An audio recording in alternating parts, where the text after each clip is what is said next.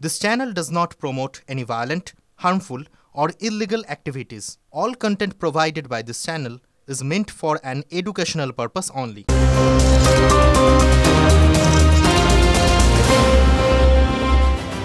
Good evening TV9 বাংলায় আরও একবার আপনাদের সকলকে স্বাগত। আমি রুমেলা রয়েছি আপনাদের সঙ্গে। শুরু করছি বিগ ব্রেক অ্যাট 6।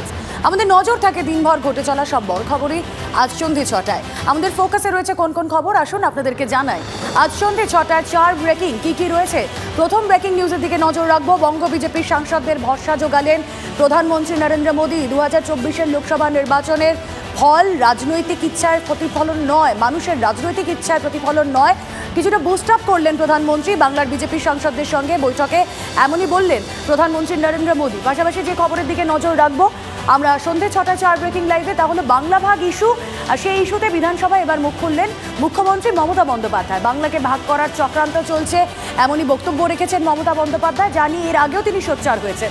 এক একজন এক এক রকম প্রস্তাব করছে এবং সেই প্রস্তাবকে আগামী দিনে কিভাবে ডিল করা যায় তারও কিন্তু কৌশল ঠিক করছেন মমতা বন্দ্যোপাধ্যায়। এছাড়া সন্ধ্যে 6টা 4 ব্রেকিং লাইভে যে খবরের দিকে নজর রাখবো, পুরো নিয়োগ দুর্নীতিতে সিবিআই এর আতশ কাছে এক আইএএস অফিসার। ডিএলবি জ্যোতিষ্মান চট্টোপাধ্যায়ের ভূমিকা নিয়ে ইতিমধ্যেই সন্দেহ প্রকাশ।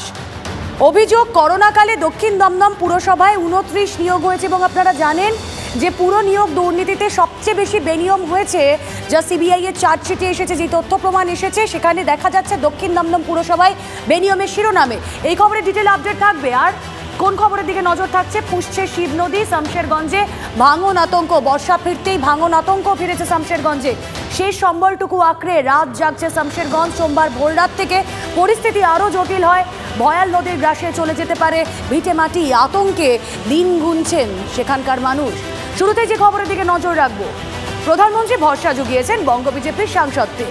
2024-এর ফল বাংলার মানুষের রাজনৈতিক ইচ্ছার প্রতিফলন নয়, শীঘ্রই বাংলায় ক্ষমতায় আসবো আমরা। সূত্রের খবর, বাংলার বিজেপি সাংসদদের সঙ্গে বৈঠকে এমনই বললেন প্রধানমন্ত্রী। বাংলার মানুষের বিজেপি সম্পর্কে বিশ্বাস আনতে হবে। বাংলার মানুষের কল্যাণ করতে পারে একমাত্র বিজেপি। বাংলার মানুষের স্বার্থে সব সাহায্য করতে তৈরি কেন্দ্র। উন্নয়ন পরিকল্পনা প্রধানমন্ত্রী দপ্তরে সরাসরি জানান। সূত্রের খবর, বৈঠকে সাংসদদের এমনই বলেন প্রধানমন্ত্রী। বাংলা ভাগ ইস্যুতে বিধানসভায় মুখ খুললেন মমতা বন্দ্যোপাধ্যায়।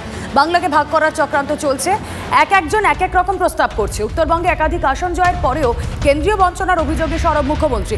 ক্ষমতা থাকলে বাংলা ভাগ করুন, অনেক সহ্য করেছি, আর নয়, হুঁশিয়ারি মমতা। ভারতীয় জনতা পার্টি পরিষ্কার স্ট্যান্ড, আমরা বঙ্গভঙ্গ, বাংলা ভাগ, ইউটি, আলাদা রাজ্য এসব চাই না। দলগতভাবে আমি বলতে পারি আমাদের বক্তব্য খুব পরিষ্কার। হিন্দু পলায়ন রুখতে অবিলম্বে অনুপ্রবেশকারীদেরকে চিহ্নিত করতে হবে। রোহিঙ্গা অনুপ্রবেশকারীদেরকে ঘাড় ধরে বের করতে হবে। উত্তরবঙ্গের বঞ্চনা নিরসনে অবিলম্বে পশ্চিমবঙ্গ সরকারকে কাজ করতে হবে। বিধানসভায় ফের কেন্দ্রের জলবন্টন নীতি নিয়ে সরব মমতা বন্দ্যোপাধ্যায়। তিস্তা থেকে ফারাক্কা, কেন্দ্রের সিদ্ধান্তের বিরোধিতা বাংলার মুখ্যমন্ত্রী। বাংলার স্বার্থ ক্ষুণ্ণ করে কোনো চুক্তি করতে পারবো না, না দক্ষিণবঙ্গ না উত্তরবঙ্গ। বাংলার বঞ্চনা হলে কেউ মানবে না। ভোট পাই আর না পাই, বাংলার স্বার্থের প্রশ্নে আপোষ নয়। বিধানসভায় মন্তব্য মুখ্যমন্ত্রীর। বাংলাকে বাদ দিয়ে কোনো আলোচনা করা যাবে না। তিস্তার জল দিলে উত্তরবঙ্গের মানুষ খাওয়ার জলও পাবেন না। চাষের জল পাওয়া তো দূরের কথা। সিকিমের জন্য তিস্তার জলের ফ্লো কমেছে। ভারত ভুটান যৌথ নদী কমিশন করতে হবে। নীতি আয়োগে আমি এই দাবি জানিয়ে এসেছি। উত্তরবঙ্গের মানুষের স্বার্থে এমনই দাবি করছি। রাজ্যের মুখ্যমন্ত্রীর কাছে তো আমরা প্রথমেই বলেছিলাম যে এটাকে মোশন না নিয়ে এসে সরাসরি কেন্দ্রের সরকারের সাথে কথা বলা, চিঠি দেওয়া এবং প্রয়োজনে তিনি রাজ্য সরকারি প্রতিনিধিত্ব বা প্রতিনিধিকারী দল পাঠাতেন। সেগুলো না করে মোশন নিয়ে এসে এখানে একা একা কেন্দ্রের সরকারকে গালমন্দ করবেন বলে সুমন কালজিলালকে দিয়ে তার নাম বিজেপির নামে নথিভুক্ত করে যে রাজনীতিটা করলেন, এই রাজনীতিটাকে বলা হয় নিম্ন রুচির রাজনীতি। কেউ অন্যায় করবেন না, মুখ্যমন্ত্রী কড়া বার্তা দিয়েছিলেন, আপনাদের মনে আছে? মুখ্যমন্ত্রীকে থোড়াই কেয়ার তৃণমূল নেতাদের। মুখ্যমন্ত্রী বলেছিলেন বিবেকবান চাই। আচ্ছা, এমন বিবেকবান কাউকে কি পেল তৃণমূল? কয়েকজন নেতার কথা শুনে অন্য প্রশ্ন কিন্তু জাগছে, তৃণমূলের কি বিবেক মাঝে মধ্যে জেগে উঠছে? আমি বিবেকবান চাই, বিত্তবান চাই না। ২১-এর মঞ্চ থেকে বিবেকবান চেয়েছিলেন তৃণমূল নেত্রী মমতা বন্দ্যোপাধ্যায়। দলনেত্রী বিবেকবান নেতার খোঁজ পেয়েছেন কিনা জানা নেই, কিন্তু তৃণমূলের বিবেক জাগ্রত। হঠাৎ সবার মুখেই শুদ্ধকরণের বার্তা। ১৩ বছর রাজ্যে ক্ষমতায় তৃণমূল, এতদিনে সমাজ বিরোধীদের কড়া বার্তা প্রবীণ সাংসদ সৌগত রায়ের। যারা সমাজ বিরোধীদের কাজ করছে তাদের বলছি সামনে না গেলে তোমাদের বিরুদ্ধে কঠোর ব্যবস্থা নেওয়া হবে। তখন তোমরা আমাদের ধরতে মানুষ শান্তিতে থাকবে, নিজের কাজ করবে। সেখানে কেউ তোলা চাইবে, কেউ জুলুম করবে, এই মমতা ব্যানার্জি সরকার হতে দেবে।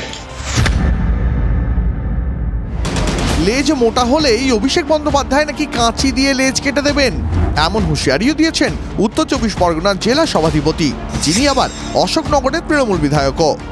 কখনো কখনো সবাই খারাপ আমি বলছি না, কিন্তু দু একজন যদি এরকম থাকে তাদের জন্য সতর্কবাণী। অভিষেক বন্দ্যোপাধ্যায় কিন্তু ময়দানে নেমে পড়েছে। আপনি এলাকার পুঁথে মেম্বার বা পাড়ার একটা হোমরা চোমরা প্রধানও বাবা ল্যাস ভুলে মোটাই গেছে, কেউ কাটতে পারবে না। অভিষেক বন্দ্যোপাধ্যায় কুচ করে কাছি দিয়ে কেটে দেবে, মা বলার সময় পাবেন না। দলবদল বিতর্কে ইদানিং নাম কিনেছেন জলপাইগুড়ির নেতা কৃষ্ণ দাস। বিজেপি থেকে তৃণমূলে ৭০ জনকে যোগ করিয়েছিলেন কৃষ্ণ। তৃণমূলের এক কাউন্সিলরই তার সত্যতা নিয়ে প্রশ্ন তোলেন। এবার দলের একাংশের শাস্তি চেয়ে সরব কৃষ্ণ। এইভাবে তৃণমূলকে ইউজ করছে, ব্যবহার করছে, তৃণমূলের নামে ব্যবসা করছে, তাদেরকে উপযুক্ত শিক্ষা দিতে হবে। কথাবার্তা, ঢং, চলন, চলা বলা ঠিক নয়, কিন্তু সেই নেতার জন্য আপনারা দলটা ত্যাগ করবেন এরকম নয়। এখন প্রশ্ন উঠছে, হঠাৎ বিবেক জাগলো কেন? লোকসভা নির্বাচনে তাক লাগানো ফল করলেও পুরো এলাকায় বহু জায়গায় তৃণমূল পিছিয়ে। লিড না মেলায় তৃণমূলের সেনাপতি স্বয়ং হুঁশিয়ারি দিয়েছেন। আমরা টাউন সভাপতির বিরুদ্ধেও ব্যবস্থা নেব, মিউনিসিপ্যালিটি চেয়ারম্যানের বিরুদ্ধেও ব্যবস্থা নেব। গ্রাম পঞ্চায়েতের ক্ষেত্রে প্রধানের বিরুদ্ধেও ব্যবস্থা হবে, অঞ্চল সভাপতির বিরুদ্ধেও ব্যবস্থা হবে। কাউকে রেয়াত করা হবে না। নিজেদের পদ বাঁচাতেই কি মুখে মুখে শুদ্ধকরণের বার্তা? সৌগত রায় যা বললেন তা কি কার্যকর হবে? নেতাদের লেজ মোটা হয়ে গেলে সত্যিই কি দল শায়েস্তা করবে? উত্তরের অপেক্ষায় বাংলার জনতা। Bureau report, TV9 Bangla.